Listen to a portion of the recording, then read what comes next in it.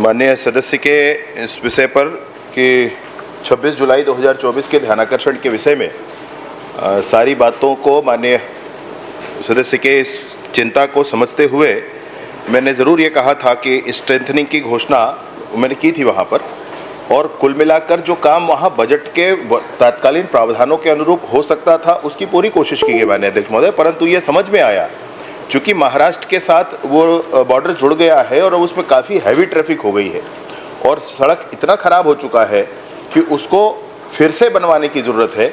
तो जितनी लागत से वो पहले बना था लगभग वही लागत आ गई उसमें। तो वित्त विभाग में एक बार हम लोगों ने कोशिश की तो उन्होंने कहा कि चूंकि राशि बड़ी है, 8 करोड़ से अधिक की राशि है, इसलिए इसको मुख्य बजट में रखा जाए। तो माननीय अध्यक्ष महोदय, उसके बाद इस बार मुख्य बजट में ये जुड़ गया है और मैं फिर उम्मीद करता हूं कि जल्द ही इसकी प्रशासकीय स्वीकृति प्राप्त करके हम इसको बनवाएंगे। माननीय अध्यक्ष महोदय, चूँकि ये काम जून 2021 में पूरा हुआ था और 5 साल तक उसका वो जो ठेकेदार के मान से मेंटेनेंस वगैरह थोड़ा सा रखरखाव होना चाहिए था। इतने गड्ढे हैं, चलना मुश्किल है वहाँ पर, इस टाइप वो स्थिति पूरा हो गई है वहाँ। तो कम से कम उस परेड का भी थोड़ा सा आपके, जब आपने कहा कि बरसात बाद शुरू करेंगे तो थोड़ा बड़ा पेच रिपेयर और गड्ढे उड्ढे भरने का तो काम होना चाहिए था। आप भले बाद में उसको मुख्य बजट में या आपके पास समय भी था, सेकंड अनुपूरक में भी ला सकते थे उसको, दिसंबर अब तक पूरा हो जाता। क्योंकि 8 माह का पूरा समय हो रहा है। मैंने उस समय कहा था कि ये बरसात के बाद शुरू करेंगे। अब ये बातें आ रही कि अभी शुरू होगा तो क्या 15 जून 2025 के पहले, बरसात के पहले बनेगा क्या वो पूरा सड़क? ये माननीय मंत्री जी बताने कष्ट करें। ये 2019 में पूर्ण हुआ यह सड़क 5 वर्षों का अनुबंध था ठेकेदार के साथ माननीय अध्यक्ष महोदय, इसके पैच रिपेयरिंग आदि के लिए। परंतु जब तक ये अनुबंध होता है इसको बजट में नहीं रखा जा सकता है, ऐसा नियम है। और इसलिए इस अनुबंध को समाप्त पहले किया गया, चूंकि ये बजट में ला करके बनाने वाली स्थिति इसमें आई, इसलिए अनुबंध को समाप्त करके बजट में इसको जोड़ने का काम अभी किया गया है माननीय अध्यक्ष महोदय। और मैं बिल्कुल उम्मीद करता हूं कि शीघ्र ये बनेगा। अध्यक्ष महोदय, माननीय उप मुख्यमंत्री से मैं जानना चूँकि ठीक है 8 माह का पूरा समय भी हो गया, तो मैंने आपका जुलाई 2024 से लेके अभी प्रश्न अभी लगा, उसके बाद चूँकि आज के स्थिति में वाकई आवाजाही के चलते बहुत ज़्यादा वो सड़क खराब है, आने जाने की स्थिति भी नहीं है और 11.0 किलोमीटर का सड़क है। तो कम से कम मैं ये चाहता हूँ कि माननीय मंत्री, ठीक है अभी बजट में इसके लिए तो धन्यवाद, अब लेकिन अपने पास समय भी था कि अनुपूरक बजट के साथ को पूरा हो जाता है, मरम्मत भी हो जाता तो चलने लायक हो जाता। तो अभी की स्थिति में तो मतलब इतने गड्ढे आप 10-20 किलोमीटर की स्पीड में चल भी नहीं सकते। तो मेरा ये स्पष्ट माननीय उप मुख्यमंत्री पूछना चाह रहा हूँ कि क्या इसको 15 जून माने बरसात के पहले वो पूरा होगा, क्या हो पाएगा काम पूरा? ये माननीय मंत्री स्पष्ट बताएं उसको। 15 जून से पहले सड़क का निर्माण ये तो संभव नहीं है माननीय अध्यक्ष महोदय। ये बजट में आया है, इसके प्रशासकीय स्वीकृति के बाद, टेंडर लगने के बाद फिर ये काम पूरा होगा। परंतु कुछ रिपेयरिंग का काम माननीय सदस्य कह रहे हैं तो मैं अवश्य इसको दिखवा लेता हूँ माननीय अध्यक्ष महोदय। ठीक, तो ठीक माननीय अध्यक्ष जी, ठीक है रिपेयर वगैरह करवा दें, चलने लायक हो जाए, निर्माण का हो जाए। आप उस रोड को माननीय उप मुख्यमंत्री जी, जो माननीय सदस्य की चिंता है, चलने लायक हो जाए, बाद में पूरा काम होगा, मगर अभी कम से कम माइनर रिपेयर का काम हो जाए, ये सदस्य विक्रम उसेंडी जी अभी रिपेयर के लायक नहीं है, आप रिपेयरिंग की घोषणा करें। मैं स्वस्थ हूँ माननीय जी अभी। श्री अजय चंद्राकर।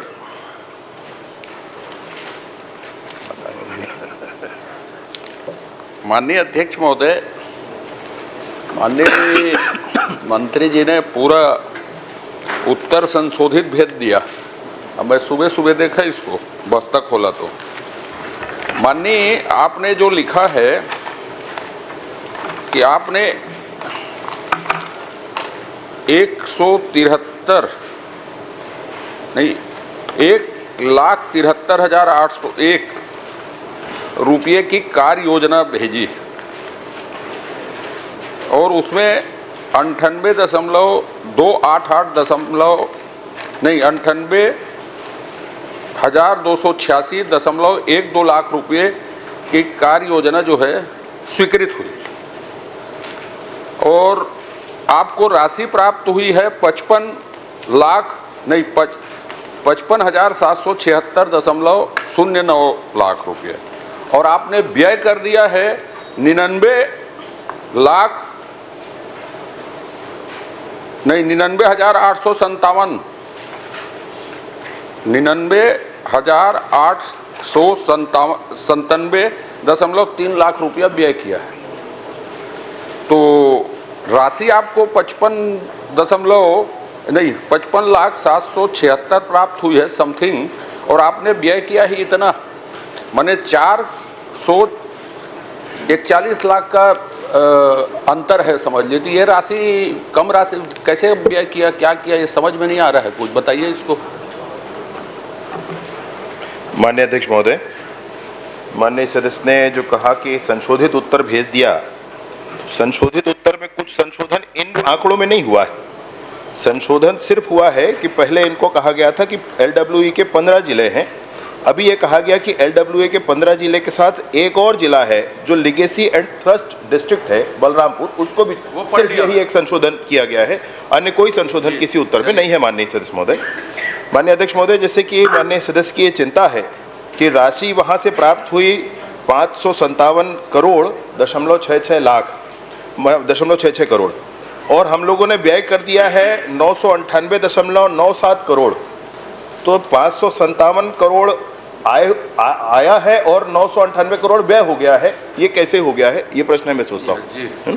तो इसका मैंने SRE जो LWE डिस्ट्रिक्ट्स के लिए दिया जाता है माननीय अध्यक्ष महोदय, ये रीइंबर्स होने वाली राशि है, ये प्राप्त होने के बाद खर्च नहीं होगी माननीय अध्यक्ष महोदय, ये रीइंबर्स होती है राशि। पहले खर्च हो जाता है राज्य के बजट से, उसके बाद एक मिनट, अभी तो आधा घंटा आपका और मेरा है, जल्दी आगे के प्रश्न वाले सब रिलैक्स हो गए माननीय अध्यक्ष महोदय, सब ये समझ गए हैं कि अभी अब अगला किसी का नंबर नहीं आने वाला है। अजय नंबर लग गया। इतने लंबे के लिए कोई प्रश्न नहीं है, आप संक्षिप्त जवाब दें। लंबा खींच देंगे तो इसमें रिम्बर्स होकर के राशि आती माननीय अध्यक्ष महोदय, और इसमें विभिन्न मद जो हैं उन मदों में कभी कहीं 100% है, जहां पे केंद्रीय एजेंसियां काम करती हैं उसका 100% रिम्बर्समेंट है, और जो मद ऐसे हैं जो स्टेट गवर्नमेंट वाले हैं वहां 60-40 का रेशियो है माननीय अध्यक्ष महोदय, तो पूरी राशि रिम्बर्स भी नहीं होती और क्लेम किया जाता है जितनी रिम्बर्स होती है इतना है। खर्च हुआ है 998 करोड़ और प्राप्त हुआ है 557 करोड़। माननीय अध्यक्ष महोदय, आपने उक्त अवधि में प्राप्त पूरी राशि, आपने संपूर्ण राशि का उपयोग कर लिया, ये आपने लिखा है इसमें संपूर्ण राशि का उपयोग कर लिया है करके उत्तर में। मैंने जो लिखा है माननीय अध्यक्ष महोदय वो ये है कि राशि तो पहले खर्च होती है राज्य के बजट से, बाद में प्राप्त होती है, तो प्राप्त राशि का उपयोग कर लिया ऐसा कहने का कोई ये नहीं है। मसला ये है कि पहले ही खर्च हो चुका है, उसका कुछ परसेंट रिएम्बर्स होता है तो उपयोग हो ही गया माननीय अध्यक्ष। चलिए, अच्छा माननीय, अब आपने 3 परिपत्र दिए हैं मुझको, तो मैं सा को पहले खोल लेता हूं। एक आध उदाहरण के तौर पर 5 साल का तो नहीं पूछूंगा मैं,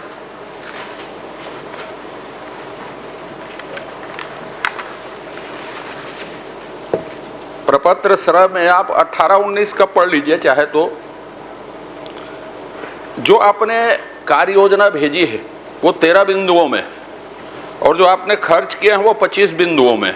हो सकता है उसके अंदर कुछ व्यय हो, उसमें आपत्ति नहीं है मुझको, लेकिन जैसे खर्च कुछ समझ में आते नहीं और काफी राशि उसमें व्यय हुई है।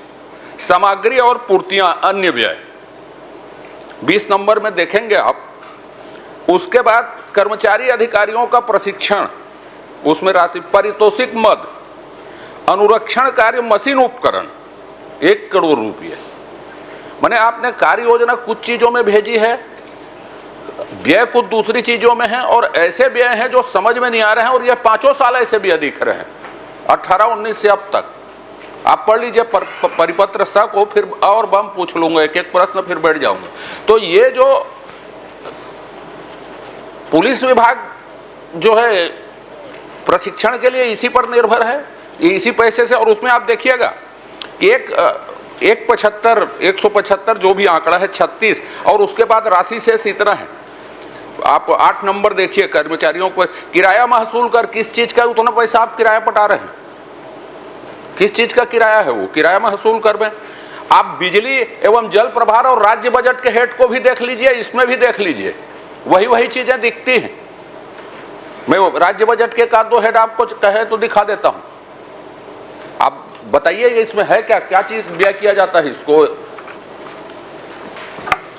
माननीय अध्यक्ष महोदय, ये मैंने बड़ा ही संतुष्टि और प्रशंसा का विषय है कि माननीय सदस्य इतने ही गंभीरता के साथ इन विषयों पर ध्यान रख रहे हैं और इससे ही शुचिता और समग्रता प्राप्त होती है। माननीय अध्यक्ष महोदय, माननीय सदस्य महोदय को मैं इस बात का ध्यान दिलाना चाहता हूं कि 18-19 के बजट में जो हम देख रहे हैं और उसमें आप 5 साल का देखिए ना, उदाहरण भर दिया इसको, आप 1 साल का बता मेरे को बोलने दिया जाए। माननीय अध्यक्ष महोदय, बोलिए। इसमें जो पहला आप देख रहे हैं माननीय अध्यक्ष महोदय, और इसमें जो विभिन्न आपने बातें कही कि निर्माण एवं अन्य लघु निर्माण ये क्या हैं, और इसमें कहा कि प्रशिक्षण क्या है, और इसमें आपने कहा कि बिजली और जल प्रभार कर क्या है। ये जितने हेड आप देख रहे हैं ये राज्य सरकार की बजट के हैं माननीय अध्यक्ष महोदय। ये सारे हेड राज्य सरकार की बजट के हैं। इन्हीं राज्य सरकार के बजटों के आधार पर राज्य सरकार के बजट से हमको राशि प्राप्त होती है, और ये बजट कहीं ना कहीं जाकर के एसआरई के 13 उन सेंट्रल गवर्नमेंट के बजट के हेड्स पर फिट होता है और उसी के आधार पर क्लेम किया जाता है।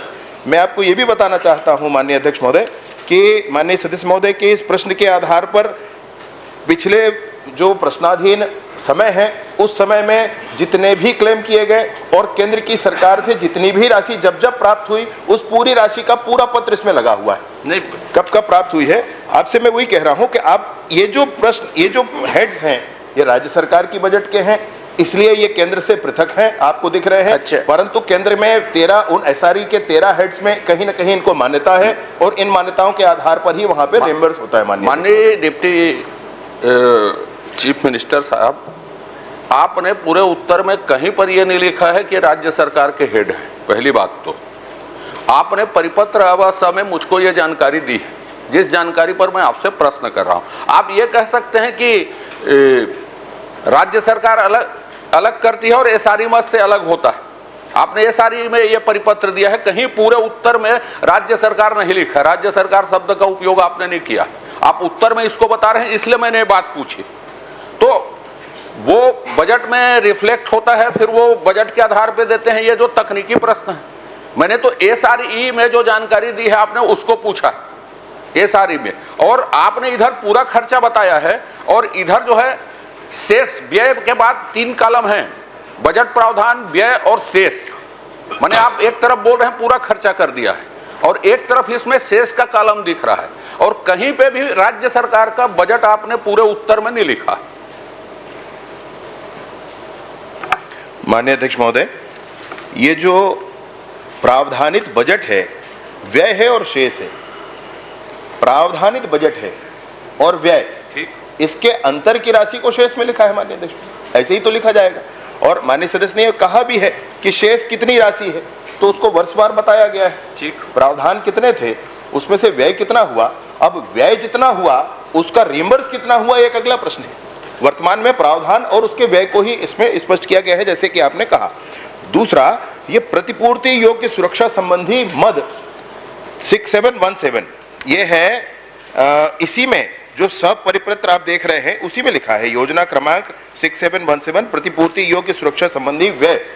यह जो राशि, यह जो है ये राज्य सरकार का है, प्रतिपूर्ति के लिए इस मद को बनाया गया है माननीय अध्यक्ष महोदय। तो ये जो हेड है वो राज्य सरकार के हेड है भाई। नहीं, आपने माननीय मंत्री जी आप सही कह रहे होंगे, मुझे आपत्ति नहीं है उसमें। आपने कहीं पे ये पूरे प्रश्न जो है राज्य सरकार से संदर्भित नहीं है। पहली बात तो आपने उत्तर में जरूर कहा कि ये राज्य सरकार, ये केंद्र सरकार इसकी प्रतिपूर्ति करती। मैंने स के बारे में आपसे पूछा, अब मैं परिपत्र जो ब है, अ है, आपने लगाया है, जो 13 बिंदु में आपने भेजा है। चूंकि आपने नक्सल में अच्छा काम कर रहे हैं आप, 2-3 चीजें हैं जो 8वें नंबर का कॉलम आप पढ़ लीजिए। Rehabilitation of LWE cadres are surrender in the accordance with the comprehensive surrendered and the rehabilitation policy being employment by the state government. अब ये बाय द स्टेट गवर्नमेंट लिखे हैं और ये एसआरई, तो एसआरई से जो पैसे मिलते हैं उससे स्टेट गवर्नमेंट काम करती है। तो ये यदि आपने जितना पैसा मांगा है उससे कम मिला है पैसा, तो रिहेबिलिटेशन का काम रुक जाता है कि चलते रहता है? एक, यदि कम मिली है तो आप स्टेट बजट से इसको पूरा करते हैं क्या? एक। अब ये आखिरी प्रश्न, आखिरी अभी का, ये इंश्योरेंस में आपने पैसे जरूर मांगे हैं लेकिन इंश्योरेंस एक भी नहीं किया। किसका इंश्योरेंस करते हैं आप? क्या इंश्योरेंस करते हैं? माननीय अध्यक्ष महोदय, एक तो जैसे कि माननीय सदस्य का कहना है, उत्तर ग में बहुत स्पष्टतः लिखा है कि योजनांतर्गत राशि व्यय होने के उपरांत प्रतिपूर्ति के रूप में राशि प्राप्त होती। ठीक, ये उत्तर ग में लिखा है माननीय अध्यक्ष। ठीक, मतलब राज्य से व्यय हो जाने के उपरांत, अर्थात अगर सरकारी संस्था व्यय, उससे तो मैं एक बार कंफर्म पूरा कर देता हूं माननीय अध्यक्ष महोदय, अगर राशि व्यय हो रही है तो राज्य सरकार के बजट से व्यय हो रही, तो उसके बाद ये प्रतिपूर्ति के रूप में प्राप्त होती है। ठीक। 8वें नंबर पर आते हैं rehabilitation of LWE cadres who surrenders in accordance with the comprehensive surrender and rehabilitation policy being implemented by the state government. ये राशि है, इसमें आप ये देखेंगे कि 2019-20 में प्रपोज्ड वर्क प्लान है 900 मतलब 9 करोड़ का, और अप्रूव्ड भी 9 करोड़ का है। ये 9 करोड़ और दूसरी बार है 9 करोड़ का प्रपोज्ड है और 5 करोड़ का अप्रूव्ड है।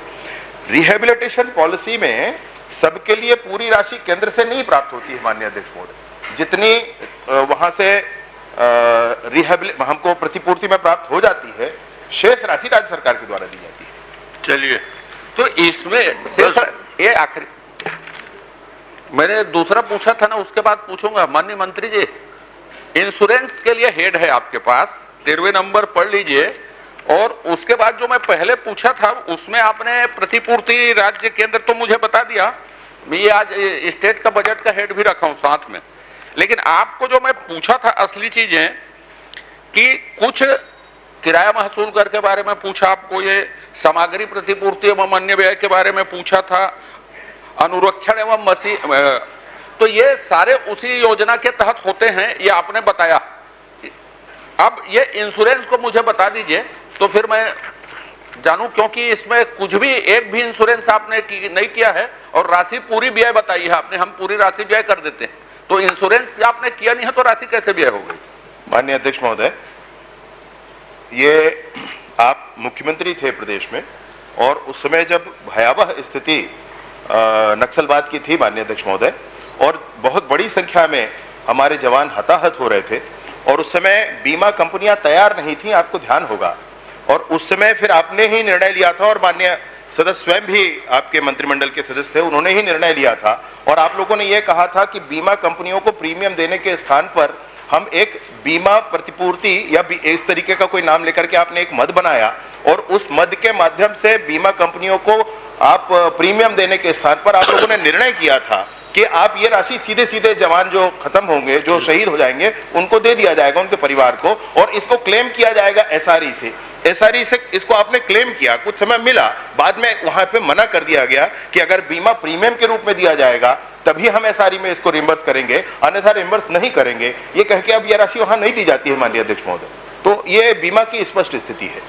तमाम 3 सी द्वारकाधीश यादव जी। अध्यक्ष महोदय, माननीय अध्यक्ष महोदय, इसी में थोड़ा छोटा सा इसमें जी माननीय, मैं अध्यक्ष महोदय मंत्री जी से पूछना चाहता हूं कि आपने जो LW क्षेत्र जो बताया, जो माओवाद प्रभावित क्षेत्र 15 जिले में, क्या इसी मत से कोई केंद्रीय एजेंसी वहां कोई कार्य कर रही है या नहीं कर रही है इन जिलों में?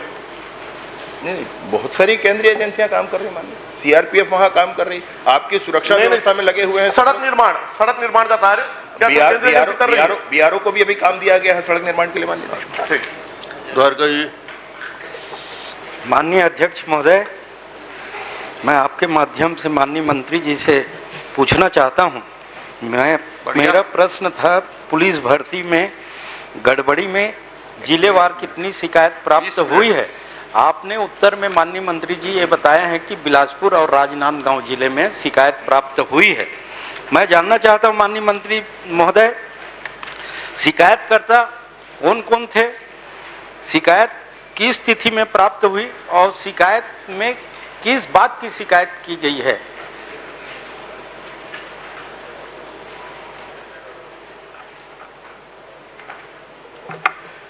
माननीय अध्यक्ष महोदय, ये जानकारी प्रपत्र के रूप में उपलब्ध कराई गई है और इसमें राजनांदगांव में एक शिकायत, वह भी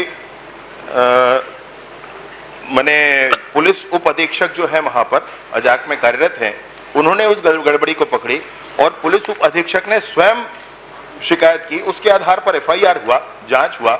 यह राजनांदगांव का विषय है। दूसरा विषय है जिसमें आपने कहा कि किसने शिकायत की, तो पुलिस उप अधीक्षक तनुप्रिया ठाकुर जी हैं वहां पर, उन्होंने शिकायत की थी माननीय अध्यक्ष महोदय, और उसके आधार पर वहां पर अपराध क्रमांक 567/24 धारा 318 4 338 336 340 बीएनएस के द्वारा कायम की गई है। ऐसे ही बिलासपुर जिले में 2 शिकायतें प्राप्त हुई माननीय अध्यक्ष महोदय। उसमें शिकायतकर्ता है अजय सिंह राजपूत और दुर्गेश यादव, ऐसे 2 लोगों ने शिकायत की है। इस संबंध में याचिकाकर्ता जो अजय सिंह राजपूत हैं, उन्होंने आगे न्यायालय में भी जाने का काम किया है। ये वहां बिलासपुर में भी प्राप्त हुआ है। ऐसे 2 स्थानों पर प्राप्त हुआ है। बाकी पूरे प्रदेश में बड़ी शुचिता के साथ माननीय अध्यक्ष महोदय ये 5900 कांस्टेबल की भर्ती का काम चल रहा है। चलिए, माननीय मंत्री जी, राजनांदगांव के में आपने कार्रवाई की है, लेकिन केवल और केवल आरक्षक लेवल के ऊपर आप कार्रवाई किए। इतनी बड़ी भर्ती प्रक्रिया में क्या आरक्षक गड़बड़ी कर सकते हैं? सक्षम अधिकारी के ऊपर आप जांच कराएंगे क्या? और सक्षम अधिकारी के ऊपर अभी तक अगर जांच किया गया है तो क्या पाया गया है, ये बताइए। माननीय अध्यक्ष महोदय, राजनांदगांव में गड़बड़ी स्वयं पुलिस के विभाग के अधिकारी ने निकाली माननीय अध्यक्ष महोदय, और निकालने के उपरांत आपके भी निर्देशानुसार और सबके स्थिति के अनुसार वहां पर परीक्षा निरस्त कर दी गई माननीय अध्यक्ष महोदय। निरस्त करने के बाद राजनांदगांव में दोबारा परीक्षा न करा करके उस परीक्षा को खैरागढ़, उस रेंज के अंतर्गत खैरागढ़ छुईखदान जिले में कराई जा रही। वो जो प्रकरण हुआ था, उस प्रकरण की जांच के लिए राजनांदगांव जिले के अतिरिक्त मानपुर मोहल्ला से एडिशनल एसपी एक हैं, उनके अंडर में 5 सदस्यीय टीम बना करके जांच की जा रही है माननीय अध्यक्ष महोदय। पर्याप्त विषय, उसमें पर्याप्त चिंता उस विषय पर की गई है। और बिलासपुर का मैं आपसे कह रहा हूं कि बिलासपुर में 2 लोगों ने शिकायत की है, उसकी भी जांच की गई है। 129 प्रकरण ऐसे प्राप्त हुए हैं। आपको जानकर प्रसन्नता होगी माननीय अध्यक्ष महोदय, 95,000 वीडियो देखे गए इसके लिए, और 95,000 वीडियोग्राफी जो हुई उसको देख करके 129 प्रकरण निकाले गए, जिसमें डिस्क्रिपेंसी निकली और उस 129 प्रकरण को चिन्हांकित किया गया, लिस्टिंग किया गया, और लिस्टिंग करने के बाद आज वो पेंडिंग है, उसमें हम बात आगे नहीं बढ़ा रहे हैं। न्यायालय में विषय है, रिट पिटीशन लगा हुआ है, न्यायालय के निर्णय की प्रतीक्षा है, उसके बाद उस पर कार्यवाही होगी और आगे भी बढ़ेंगे माननीय अध्यक्ष महोदय। मेरा सवाल अलग है, आप जवाब अलग दे रहे हैं। क्या आप इस बात को स्वीकार करते हैं कि पुलिस भर्ती में आरक्षक गड़बड़ी कर लेंगे? आरक्षक को कौन सी नीति में इतना वो है व्यवस्था, जिस व्यवस्था के तहत आरक्षक हेरफेर कर लेंगे? क्या आप ऐसे नीति बनाए हैं जिसमें आरक्षक पुलिस भर्ती कर रहे हैं? गड़बड़ी तो वही करेगा जो व्यवस्था में नीति को प्रभावित करने की स्थिति में रहेगा। सक्षम अधिकारी के द्वारा गड़बड़ी हुई है और मामले को दबाने के लिए छोटे कर्मचारियों को जेल भेज दिया गया, और बड़े अधिकारी की जो भूमिका थी उनकी जांच नहीं हो रही है। मैं माननीय अध्यक्ष महोदय आपके माध्यम से मंत्री जी से निवेदन करना चाहता हूं, ये तो सीबीआई जांच का मामला बनता है माननीय अध्यक्ष महोदय। दूसरी बात, 2 जिले में शिकायत हुई है तो सामने आई, गड़बड़ी हुई, निरस्त भी हुई। ऐसी पूरे समूचे जिले में है माननीय मंत्री जी, आप एक बार फिर से जांच करवाइए स्वप्रेरणा में।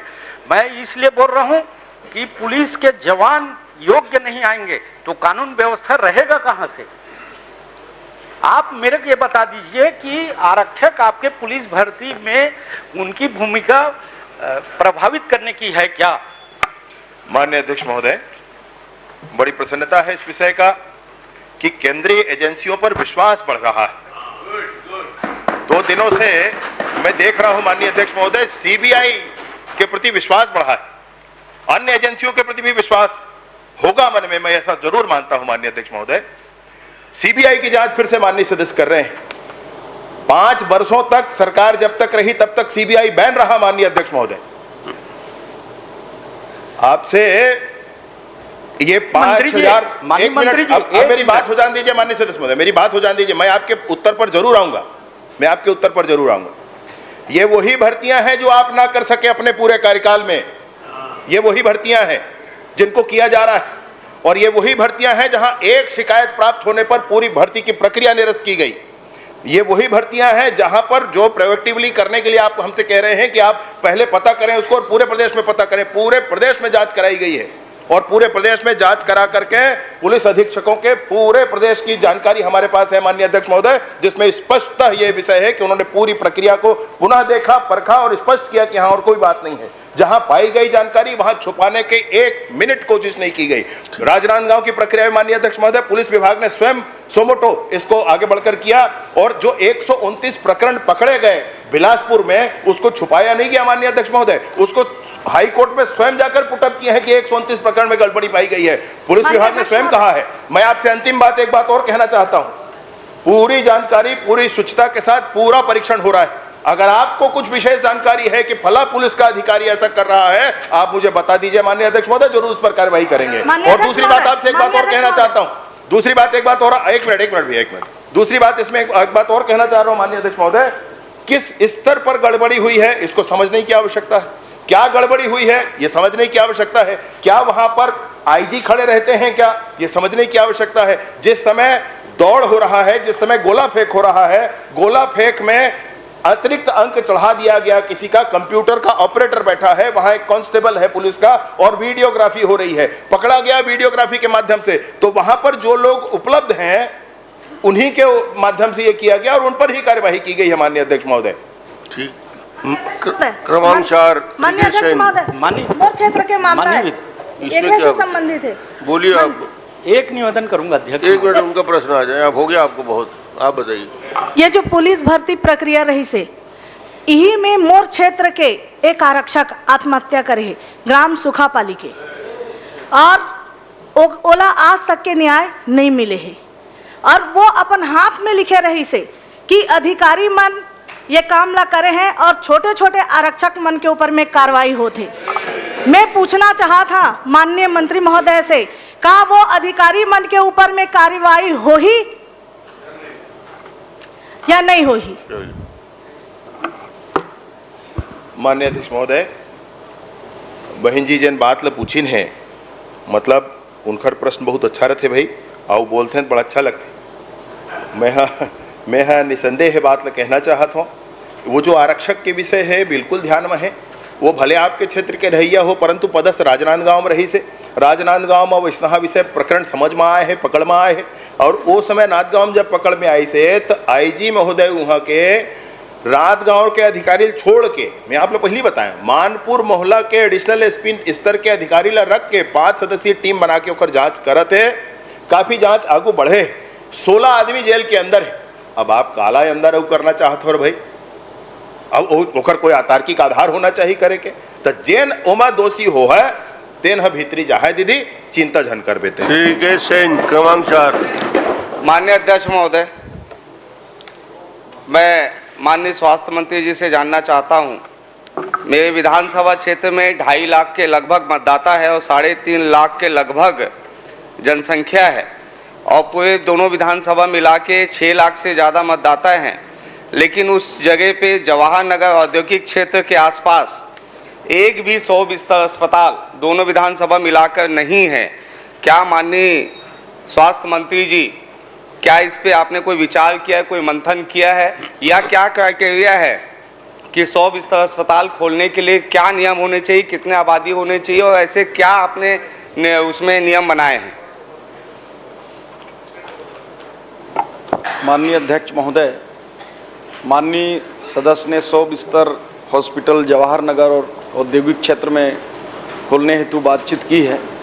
मैं माननीय सदस्य को बताना चाहूँगा कि जवाहर नगर और औद्योगिक क्षेत्र के आसपास में ही एक हमारा सुपेला 80 बेडेड हॉस्पिटल है, वहाँ डिस्ट्रिक्ट हॉस्पिटल है, और साथ ही साथ 5 से 13 किलोमीटर के रेडियस में चंदूलाल चंद्राकर मेडिकल कॉलेज संचालित है माननीय अध्यक्ष महोदय।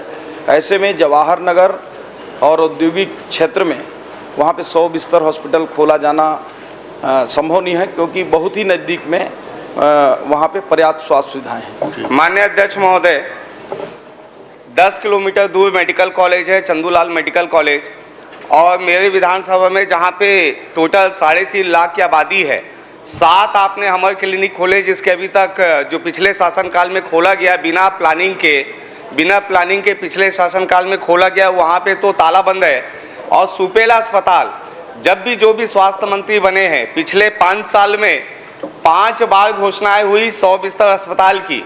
लाल बहादुर शास्त्री हॉस्पिटल सुपेला को ही आप 100 बिस्तर अस्पताल बना दीजिए, क्योंकि वहाँ की डिमांड है।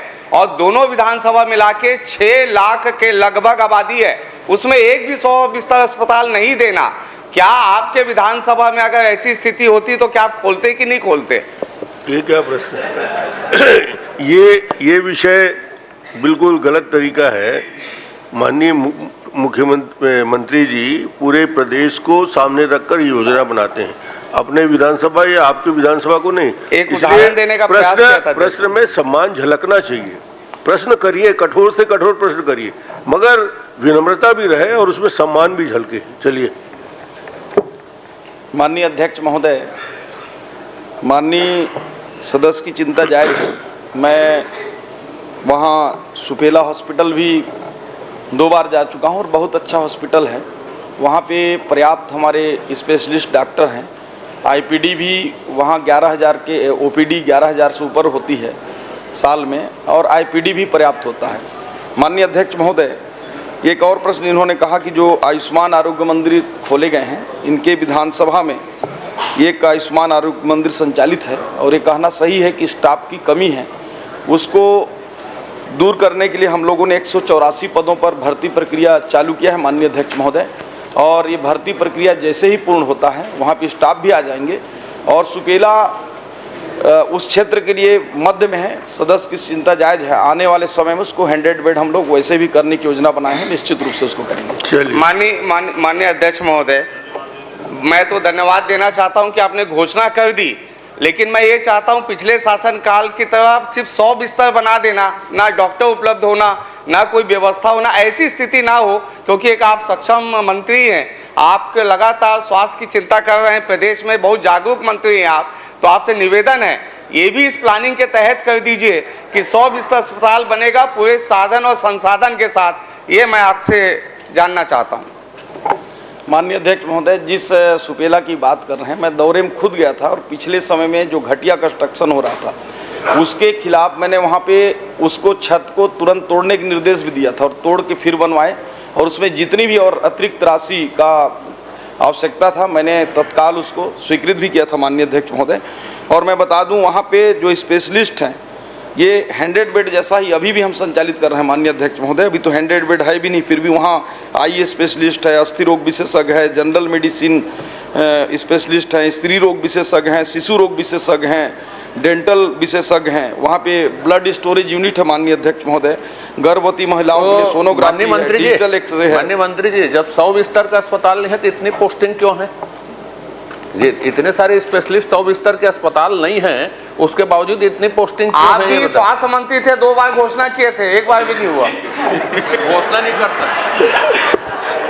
मैं कभी घोषणा नहीं करता ना, मैंने हाउस में कभी घोषणा की ना बाहर कभी घोषणा की, कभी नहीं। माननीय अध्यक्ष महोदय, 1 लाख दीजिए। माननीय अध्यक्ष महोदय, मैं मंत्री जी से और निवेदन करना चाहता हूं, क्योंकि उन्होंने बताया कि 100 बिस्तर अस्पताल के लायक वो अस्पताल है, और पिछले 5 साल में 1 रुपया का भी बजट उस अस्पताल को नहीं मिला, बहुत जर्जर स्थिति में है। मैं चाहता हूं कम से कम आपके कार्यकाल में उस अस्पताल का एक स्वरूप हो, और लाल बहादुर शास्त्री जी के नाम पे वो हॉस्पिटल है तो उसकी अपनी एक गरिमा होनी चाहिए। लोगों को उस पर आश्रित होना पड़ता है उस अस्पताल पे, क्योंकि दूसरा अस्पताल हमारा दूर का चिकित्सालय है जो 10 किलोमीटर दूर लोगों को जाना पड़ता है। भिलाई जैसे शहर में अगर हमको आपके संज्ञान में डालकर अगर निवेदन करना पड़ रहा है तो कहीं ना कहीं थोड़ा सा ये दुर्भाग्यपूर्ण है, क्योंकि आपसे निवेदन है इसके गंभीरता से लेते हुए इसकी भी आप जो है बजट में उस अस्पताल का स्वरूप बदलने के लिए आप प्रयास करें। ठीक। श्रीमती भावना बोरा जी। धन्यवाद अध्यक्ष महोदय जी। अध्यक्ष महोदय जी, मैंने सवाल पूछा था विशाखा समिति के गठन से संबंधित मेरा प्रश्न था, और महोदय जी मूल प्रश्न को परिवर्तित किया गया है जिसकी मुझे जानकारी नहीं थी। जो जवाब आया है मूल प्रश्न और इसमें अंतर है। मैंने पूछा था कि 2017 से लेकर के 2025 तक के विशाखा समिति के कितने केस आए थे, कितने उसमें लंबित हैं, कितनों का निराकरण हो गया है। और मुझे जो उत्तर मिला है महोदय जी, जो प्रश्न उत्तर के ऊपर जो लिखा रहता है उसमें लिखा है 2021 से 2025 तक का। तो पहले तो मैं यही जानकारी चाहूँगी कि मूल प्रश्न 2017 से 25 की मैंने जानकारी चाहिए थी, तो मूल प्रश्न को परिवर्तित करके 2021 से 2025 क्यों किया गया, क्या उसके पीछे कुछ कारण था क्या? और मुझे जानकारी उसकी नहीं थी महोदय जी, जवाब मिलने के बाद जानकारी हुई है। माननीय अध्यक्ष महोदय, जो विधानसभा से प्रश्न मेरे संज्ञान में जो आया है 2021 से 25 के बीच की जानकारी का आया है और मैंने उसमें जवाब दिया है।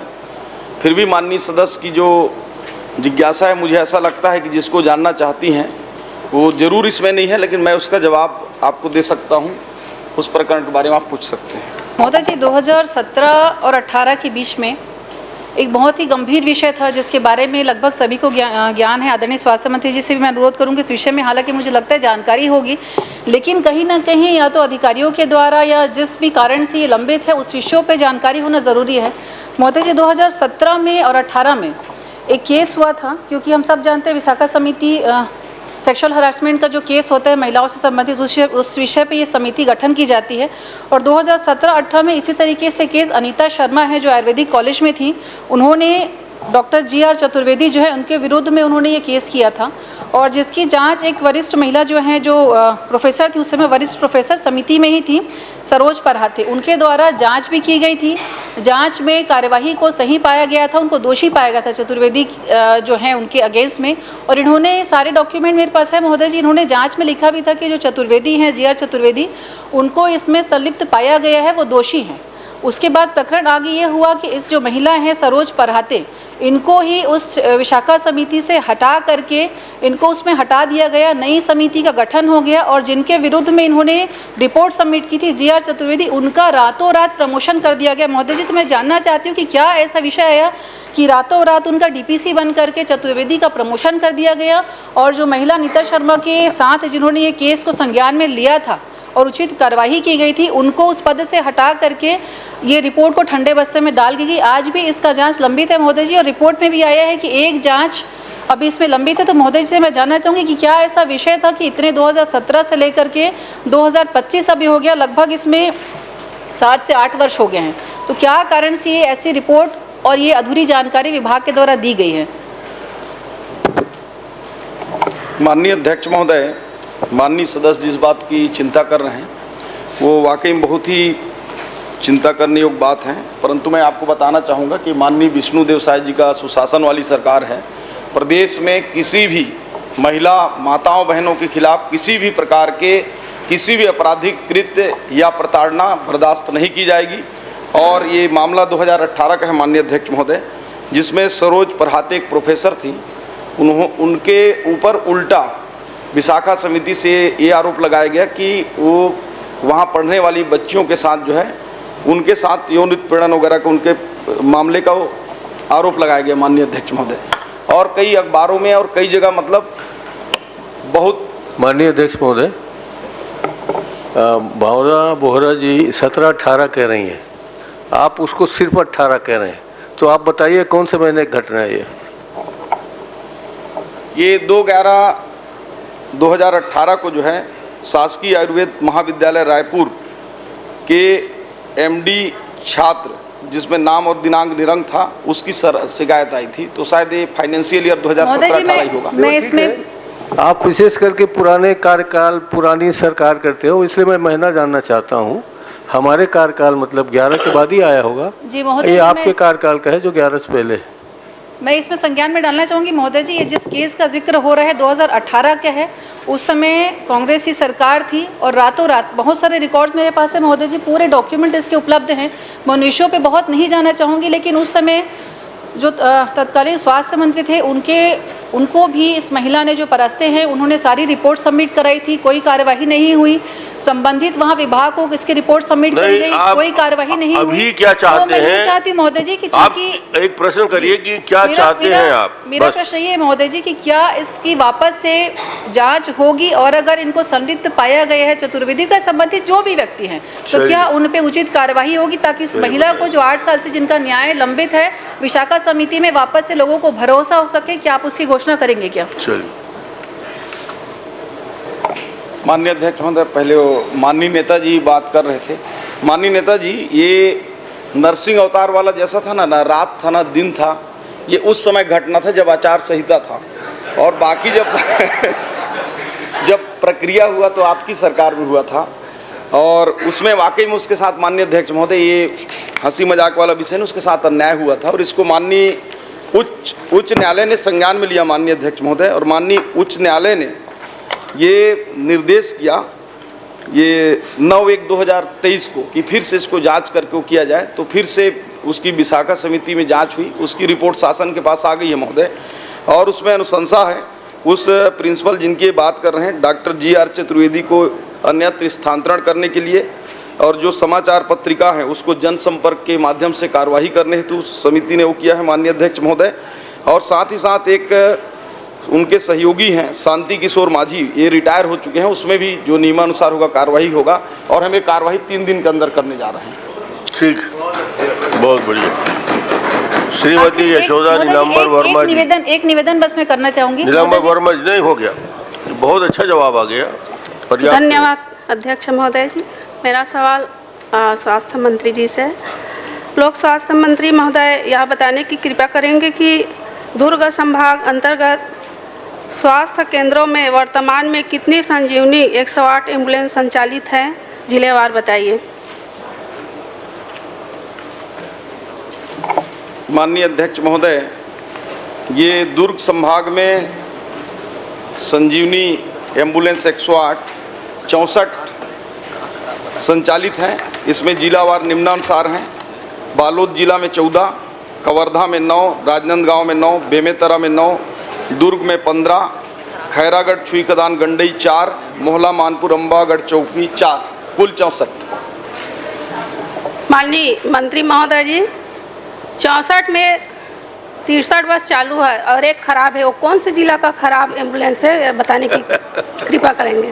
वो उत्तर लिखत समय बहनी खराब रही सोहू और ठीक होगी से पूरा 64 चलत है, पूरे से ठीक है। आपने जवाब दिया और पूरा ठीक हो गया, नहीं 64वां भी ठीक हो गया। माननीय मंत्री महोदय जी से मैं यह जानना चाहती हूँ कि नवीन जिला खैरागढ़ छुईकदान और गंडई और मोहला और मानपुर नया जिला बना है, और उस जिले में सिर्फ 4 एम्बुलेंस है, जबकि वहाँ का विधानसभा का क्षेत्रफल 150 से 200 किलोमीटर का दायरा में फैला हुआ है। मैं माननीय मंत्री महोदय जी से यह मांग करना चाहती हूँ कि हमारे खैरागढ़ छुईकदान नवीन जिला और मोहला मानपुर जिला में एम्बुलेंस की ज़्यादा संख्या बढ़ाने के लिए इसे सरकार के पास कोई योजना है? चलिए, निश्चित रूप से एम्बुलेंस बढ़ाने की योजना है माननीय अध्यक्ष महोदय, और योजना थोड़ा बता देता हूं मैं सदन को। माननीय अध्यक्ष महोदय, माननीय मुख्यमंत्री जी ने ये संकल्प लिया है कि प्रदेश में स्वास्थ्य व्यवस्थाएं घर घर तक पहुंचे, और माननीय प्रधानमंत्री जी के भी निर्देशानुसार हम एकदम चकाचक नया एम्बुलेंस 375 एम्बुलेंस का माननीय अध्यक्ष महोदय टेंडर कर रहे हैं। ये जो अभी 328 है वो 375 होंगे। इनको भी 57 इनके अभी भिजवा दीजिए। हाँ, 57 एक माननीय मंत्री महोदय जी, जनमन से 76 हाट बाजार के खरीद रहे हैं, 30 रूरल एमएमयू चला रहे हैं माननीय अध्यक्ष महोदय। पूरे प्रदेश में एम्बुलेंस ही एम्बुलेंस दौड़ेगा, आपके यहाँ भी भेजेंगे। सुश्री लता उसेंडी जी, क्रमांक 7। माननीय अध्यक्ष महोदय, योगेंद्र पटेल भृत्य की मृत्यु कहाँ पे हुई, कब हुआ, पंचनामा किसके समक्ष किया गया और पोस्टमार्टम कहाँ किया गया, माननीय मंत्री जी बताने की।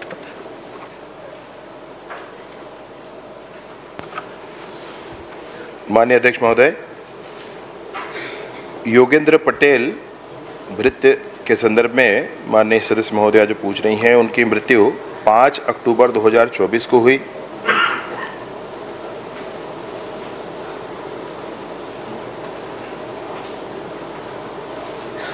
इनकी मृत्यु कांकेर जिला के एक मिनट ना,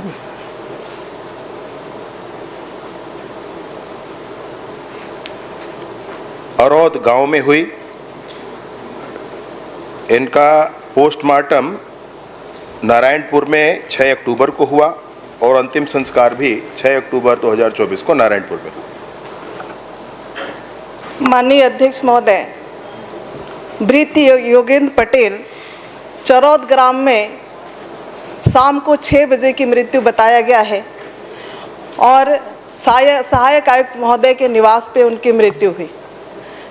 मृत्यु 6 बजे हुई। लोकल किसी डॉक्टर को बुलाकर जिस तरह का बयान आया था, मृत पाया गया और मृतक को सीधे धमतरी के एक प्राइवेट एम्बुलेंस बुलाकर उसे महिमा गवाड़ी, जहां उसका गृह निवास है, वहां के लिए भेज दिया गया।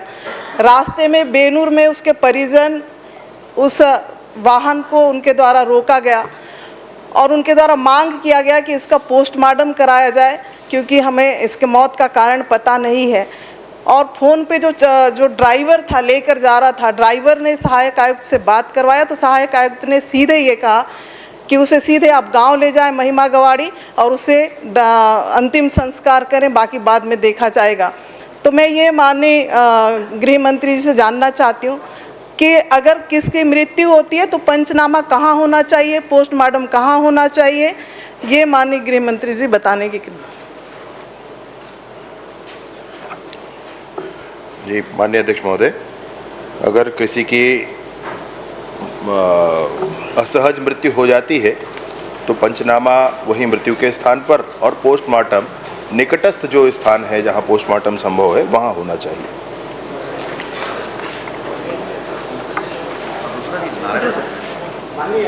माननीय अध्यक्ष महोदय, जो मृत्यु हुई है माननीय अध्यक्ष महोदय वो कांकेर जिले में हुई है। कांकेर जिला कोंडागांव जिला क्रॉस करके नारायणपुर जिला आता है। तो मुझे ये समझ में नहीं आता माननीय अध्यक्ष महोदय, शव को बिना पोस्टमार्टम के, बिना पंचनामा के धमतरी से एक प्राइवेट एम्बुलेंस मंगा के किस तथ्य को छुपाने के लिए उसे उसके गांव सीधे भेजा जा रहा था बिना परिजनों के जानकारी के। अगर इस अधिकारी के द्वारा भेजा जा रहा है तथ्य को छुपाने के लिए तो उनके ऊपर क्या कार्रवाई की जाएगी? माननीय अध्यक्ष महोदय, इसमें शिकायत प्राप्त होने के उपरांत मतलब ये जो घटना हुई ये किस तरीके से उसको लेकर के सीधे कांकेर जिले से नारायणपुर जिला जहां वो उनका स्थान था वहां पर जाया गया और नारायणपुर पहुंचने के बाद ये बात सबके ध्यान में भी आई और इनको पोस्टमार्टम कराना है क्योंकि नारायणपुर में पोस्टमार्टम हुआ इनका। परंतु इसमें मर्ग क्रमांक 80/2024 धारा 194 BNS के अंतर्गत पंजीबद्ध किया गया है। इसकी जांच की जा रही है माननीय अध्यक्ष महोदय। इसमें कतई ऐसा नहीं है कि किसी को बख्शा जाएगा, कुछ छुपाया जाने वाली बात है। जो बातें हैं पूरी स्पष्ट है और उस पर जांच हो रही है। जांच के अंतर्गत जो भी आएगा माननीय अध्यक्ष महोदय, जो भी दोषी होगा उस पर कार्रवाई होगी।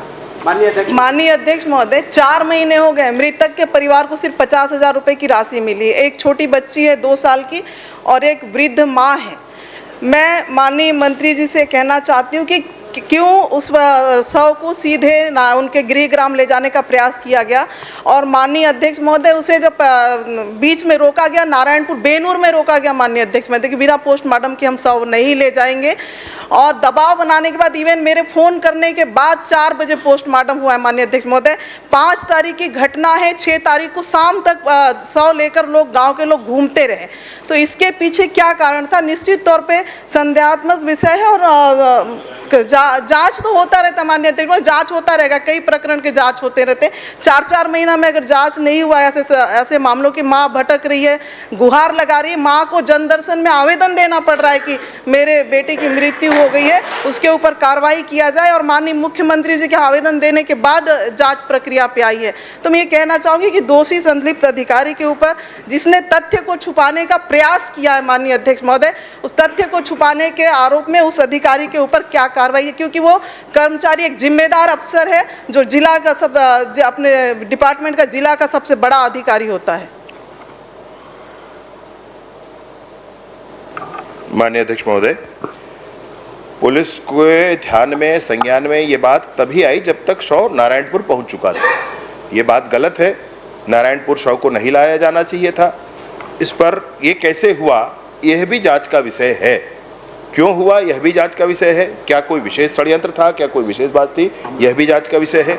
माननीय मुख्यमंत्री जी के यहाँ जनदर्शन में प्रस्तुत होकर जो आवेदन दिया गया वो यही आवेदन दिया गया कि जिस अधिकारी के हाथ है उस पर भी कार्यवाही की जाए। ये एक अलग मामला है माननीय अध्यक्ष महोदय। मृत्यु जो हुई है उसके संदर्भ में बिसरा के लिए और बिसरा रिपोर्ट में आने के बाद उसको एक और हिस्टोपैथोलॉजी के माध्यम से उसको और जांच करने के लिए ये प्रक्रियाधीन है। यह जांच रिपोर्ट भी आ जाएगा, बयान लिए गए हैं, परिजनों के बयान लिए गए हैं, जहां उनको मृत्यु हुई उनके बयान लिए गए हैं। इन सारी चीजों के बाद स्थिति जरूर स्पष्ट होगी माननीय अध्यक्ष महोदय, और उस पर जरूर अगर कोई विषय आता है तो कार्यवाही होगी। माननीय अध्यक्ष महोदय, ये कहा जाता है कि गलत बयान करे, गलत बयान नहीं करे, ये तो बिसरा क्वेश्चन भी इसलिए लगाएगा माननीय अध्यक्ष महोदय, बार बार सूचना देने के बाद लोगों के भटकने के बाद बिसरा रिपोर्ट नहीं मिलने के कारण जब वो मेरे पास आए तब मैंने उसके बाद ये क्वेश्चन लगवाया जब प्रश्नकाल सत्र आने वाला था। तो उस जो अधिकारी ने तथ्य को छुपाने का स्पष्ट प्रयास किया माननीय अध्यक्ष महोदय। जब भी परिजन के पूरे बयान है,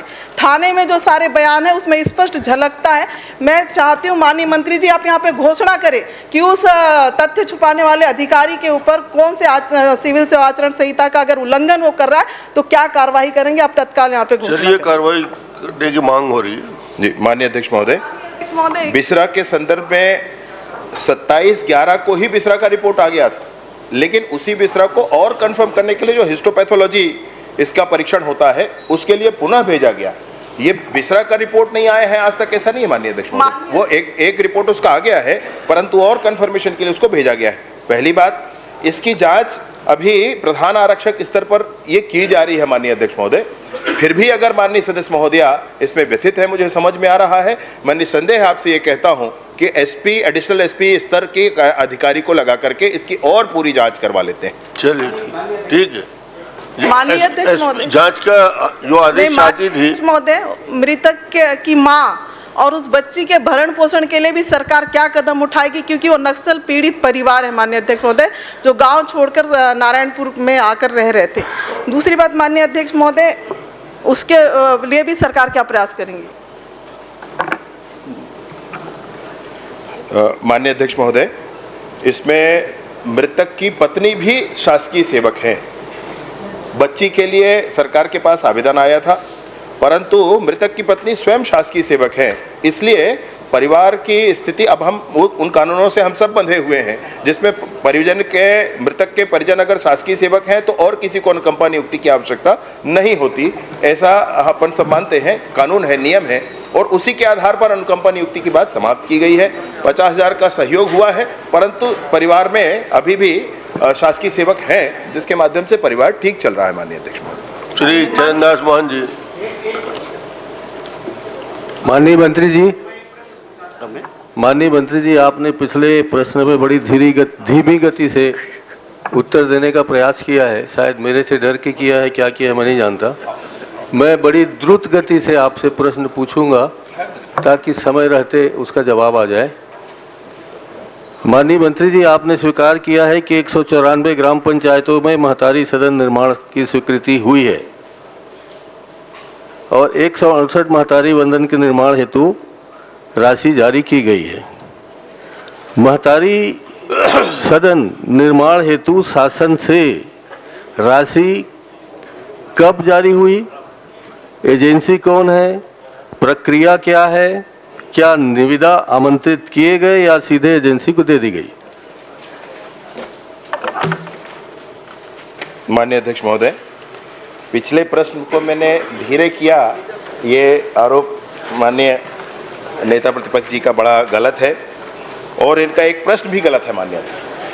मैं अपनी सीमाओं का उल्लंघन भले ही कर रहा हूं, परंतु मैं ज्योत्सना भाभी जी को फोन लगाकर बताऊंगा कि इस तरह का काम ये करते हैं। ऐसा प्रश्न ये लगाते हैं और कहते हैं कि महिलाओं के लिए ये महतारी सदन क्यों बनाया जा रहा है। तो महिलाओं के लिए महतारी सदन का बनाया जाना ये नहीं, आरोप आप गलत लगा रहे हैं। ये महतारी सदन आप क्यों बना रहे हैं नहीं कह रहा हूं मैं। आपने कब जारी की है? नहीं, माननीय अध्यक्ष कौन है महोदय, एजेंसी आपकी? तीसरा प्रश्न आपका यही है, औचित्य क्या है इसका? नहीं, औचित्य पूछना औचित्य मतलब ये है, मैं उन्हीं से बात करूंगा, ऐसा है। आप उनसे कर लीजिएगा, मुझे कोई आपत्ति नहीं है, मगर प्रक्रिया तो बता दें। आप चयन किस हिसाब से कर रहे हो, निविदा कैसे दे रहे हो, मैं तो ये जानना चाहता हूँ। माननीय अध्यक्ष महोदय, इसमें 50 करोड़ के प्रावधान में लगभग 200 महतारी सदन 24 लाख की राशि से बजट के प्रावधान से और स्वच्छ भारत मिशन से लगभग उसमें 5 लाख रुपए लगाकर 4.5-5 लाख रुपए लगाकर 29 लाख की लागत से बनाने की योजना है। और इस योजना का आशय यही है माननीय अध्यक्ष महोदय कि बहुत सारे 2,60,000 महिला स्व सहायता समूह बने हैं। गाँव में महिलाओं के स्व सहायता समूहों के विभिन्न क्रियाकलापों के लिए स्थान उनको उपलब्ध नहीं हो पाता है। ऐसे सभी जनप्रतिनिधियों के बीच में ये विषय आता रहा है और इसलिए इसको प्रारंभ किया गया है।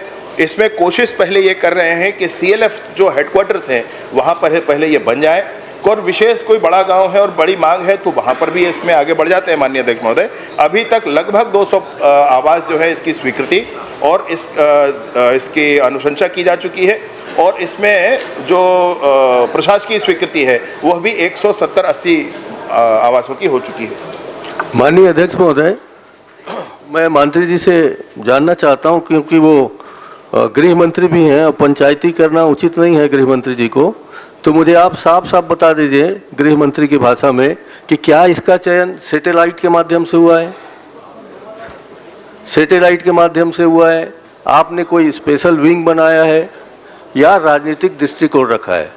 अभी आपने कहा कि सभी विधायकों को ये सुविधा वहाँ की महतारी को, वहाँ की बहनों को देने के लिए बनाया है। शक्ति में एक भी नहीं बना है। शक्ति मेरा विधान नहीं है महोदय, जांजगीर चांपा में भी शक्ति में एक भी नहीं बना है। अध्यक्ष महोदय, मेरा ये आरोप है 194 इनने टोटल स्वीकृत किया है अभी तक, उसमें से सिर्फ 5 कांग्रेस विधायकों के क्षेत्र में है, 194 में 5।